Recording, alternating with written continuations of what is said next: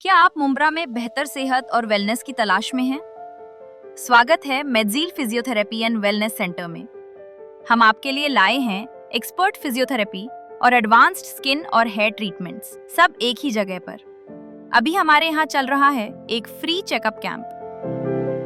आज ही आएं और डॉक्टर फिजा चौधरी से मुफ्त कंसल्टेशन पाएं, चाहे वो हेयर फॉल हो, एक्ने हो या स्किन की कोई और तकलीफ। इसके साथ ही हम फ्री शुगर और बीपी चेकअप भी कर रहे हैं। हमें विजिट करें सुबह 11 बजे से दोपहर 1 बजे तक। हमारा पता है शॉप नंबर 10, नूरी ब्लूबेल्स, मेडफर हॉस्पिटल के नीचे, कौसा।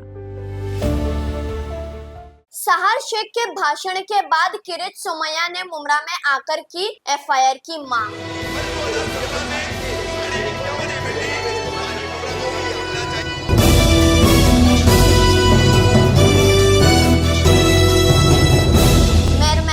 हिंदुस्तानी रिपोर्टर में आपका स्वागत है। एमआईएम की उम्मीदवार सहार शेख, जिन्होंने जीतने के बाद एक जनसभा रखी थी, अब इस जनसभा के द्वारा सहार शेख ने एक बयान दिया था, जहां उन्होंने कहा कि अगले आने वाले 5 सालों में हम मुंब्रा को जो है हरे रंग में रंग देंगे। बाद में सहार शेख ने इसी मामले के चलते अपना पक्ष भी सामने रखा था, लेकिन इस बयान को घसीटा गया और इस बयान को जो है धर्म और कलर के पॉलिटिक्स का रंग दे दिया गया। इसी के चलते बीजेपी के कट्टर नेता किरीट सोमैया, जो कि मुंब्रा पहुंचते हैं और मुंब्रा पुलिस स्टेशन के सीनियर पीआई अनिल शिंदे के पास एफआईआर की मांग करते हैं। इस पूरे मामले को लेकर के बीजेपी के नेता किरीट सोमैया और सीनियर पीआई ने क्या कहा, सुनिए। अब मेरी गुजारिश है आप सबसे कि आने वाले 5 साल बाद भी जब इलेक्शंस होंगे इंशाल्लाह, आप लोगों को उस इलेक्शन में इससे भी बड़ा मुंह तोड़ जवाब उनको देना है। पूरे के पूरे मुंब्रा को ग्रीन कलर से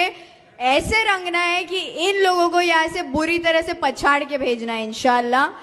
हर एक कैंडिडेट इंशाल्लाह 5 साल बाद सिर्फ और सिर्फ एमआईएम का आएगा, क्योंकि अब इलेक्शन में आप मजलिस की ताकत समझ चुके हैं और ये ताकत हमको अल्लाह से आती है। गत कुछ वर्षों से मुंबई महाराष्ट्र में बड़े प्रमाण में बांग्लादेशियों को लाना, मुस्लिम आक्रामकता, ये नई मुस्लिम लीग एमआईएम का एक एजेंडा है। महाराष्ट्र मुंब्रा में चुनाव के बाद में एमआईएम के नेताओं ने भाषण करके कहा कि हम आने वाले 5 साल में पूरा मुंब्रा हरे रंग से रंग देंगे। अभी मुंब्रा में 20% हिंदू बस्ती है, उनको उन्होंने धमकी दी है। मानखुर्द 100% मुस्लिम हो गया, मालेगांव 100% मुस्लिम हो गया। अभी उसके बाद में मुंब्रा को 100% मुस्लिम बनाना, ये उनका टारगेट, और उसके बाद में मराठी मुंबई को मुस्लिम मुंबई बनाना। चुनाव के समय पर जब मैंने कहा था कि मुंबई आसपास हिंदू का प्रजनन दर, फर्टिलिटी रेट 1.3 है, मुस्लिम का 2.6 है, यानी हिंदू 13 बच्चे पैदा होते हैं, उनके सामने 26 मुस्लिम बच्चे। तब एमआईएम के उपाध्यक्ष ने कहा था कि मुस्लिम महिला 26 बच्चे पैदा करे, 36 पैदा करे, किरीट सोमैया के पेट में क्यों दुखता है। एमआईएम के अध्यक्ष ओवैसी ने कहा था मुंबई के महापौर बुरखा वाली बनेगी, ये इसी का प्लान था। इनके ऊपर कार्रवाई होनी चाहिए। ऐसे मेरे सहकारी निरंजन डावखरे, यहाँ के हमारे अध्यक्ष भगत, हमने पुलिस से मांग की है।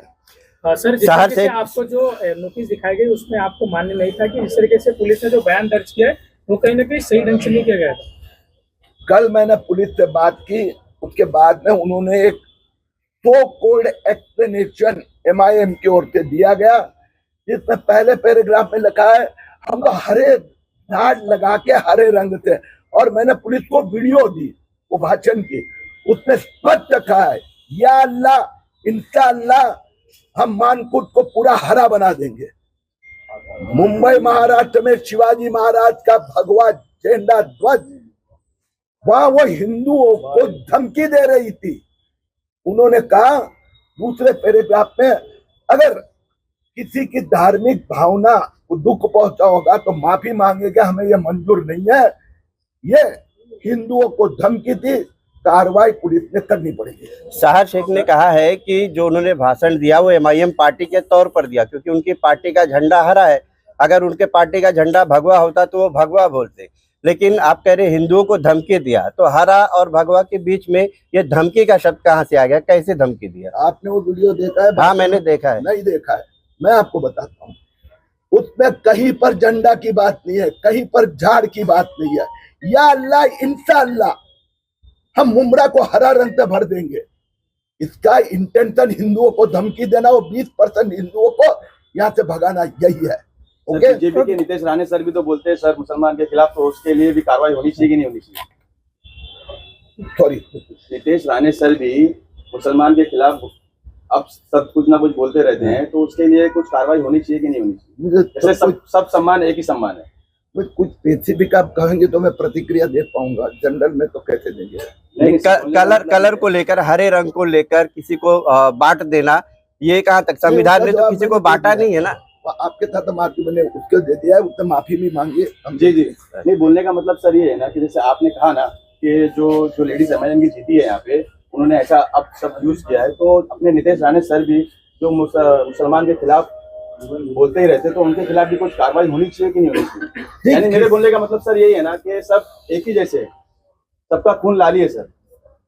किसी भी व्यक्ति ने किसी की धार्मिक भावना भड़काना या धमकी देना, किरेट तुम्हें धमकी देता है, मैं बताता हूँ। हाँ सर, मुस्लिम बांग्लादेशी के खिलाफ धमकी देता है, और अभी भी दूंगा। Yes sir. कोई भी बांग्लादेशी मुस्लिम हिंदुस्तान में घुसखोर आएंगे, उनको उठाकर वापस बाहर भेज देंगे। बीजेपी के सीनियर जो नेता है माननीय किरीट जी सोमैया सर और यहाँ के एमएलए जो है निरंजन जी डावकरे सर, ये दोनों यहाँ की जो एक सार यूनुस शेख करके कारपोरेटर चुन के आई है एमआईएम की, उसने एक वादग्रस्त स्टेटमेंट दिया था, उसके हिसाब से उन्होंने एक यहाँ पे निवेदन दिया है। मगर जो सार शेख ने जो स्टेटमेंट दिया था उससे जो लोगों में थोड़ा सा असंतोष था, तो उसके कारण उसका हमने स्टेटमेंट लिया है, उसको एक 168 की नोटिस भी दी है।